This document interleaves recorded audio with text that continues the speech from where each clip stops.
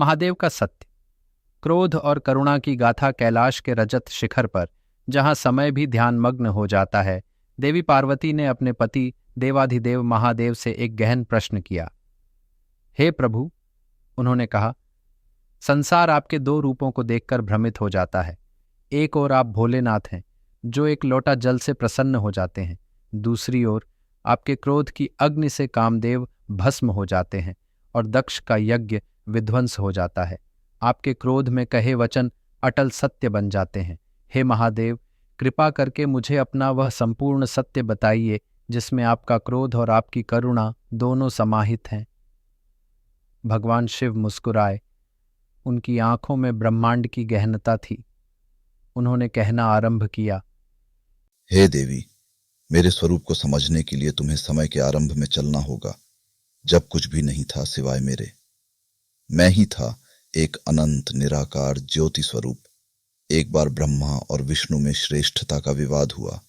उनके अहंकार को शांत करने के लिए मैं एक अनंत ज्योतिर्लिंग के रूप में प्रकट हुआ। वे दोनों मेरे आदि और अंत को नहीं खोज सके। तब मैंने उन्हें बताया कि मैं ही परब्रह्म हूं। ब्रह्मा, विष्णु और रुद्र मेरे ही स्वरूप के तीन कार्य हैं: सृष्टि, पालन और संहार। वह अनंत अग्निस्तंभ मेरा वही निराकार सत्य है जो हर वर्णन से परे है।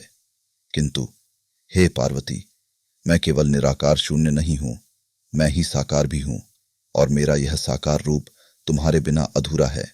तुम मेरी शक्ति हो। तुम्हारे बिना मैं शिव नहीं, केवल शव हूं। हम अर्धनारीश्वर हैं। जब हम एक होते हैं तभी ब्रह्मांड का सृजन होता है। शिव ने अपनी बात आगे बढ़ाई।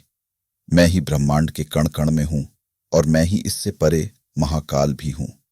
मैं संतुलन का प्रतीक हूं। मेरा ध्यान ब्रह्मांड का संतुलन है। पर जब कोई अहंकार या अधर्म इस संतुलन को चुनौती देता है, तब मेरी करुणा ही धर्म की स्थापना के लिए क्रोध का रूप ले लेती है।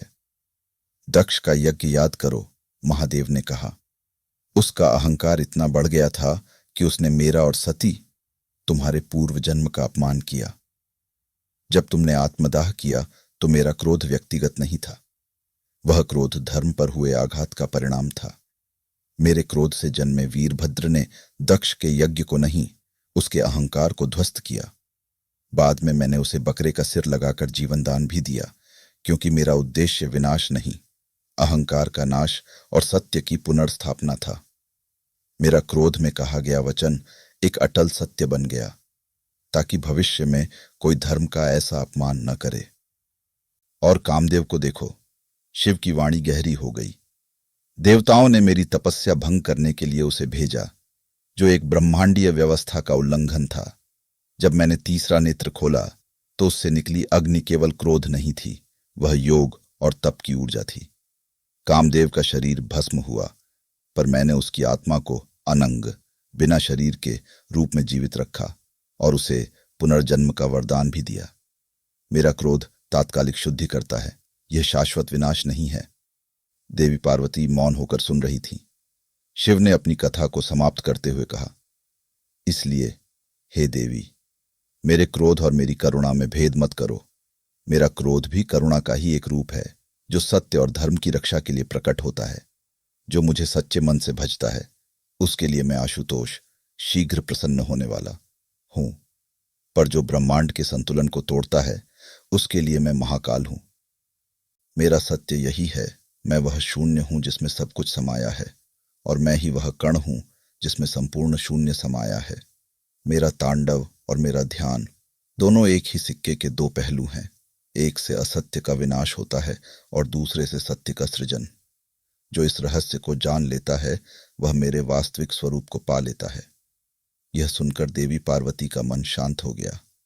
उन्होंने समझ लिया कि शिव का हर रूप, चाहे वह सौम्य हो या रौद्र, केवल और केवल ब्रह्मांड के परम कल्याण के लिए ही है।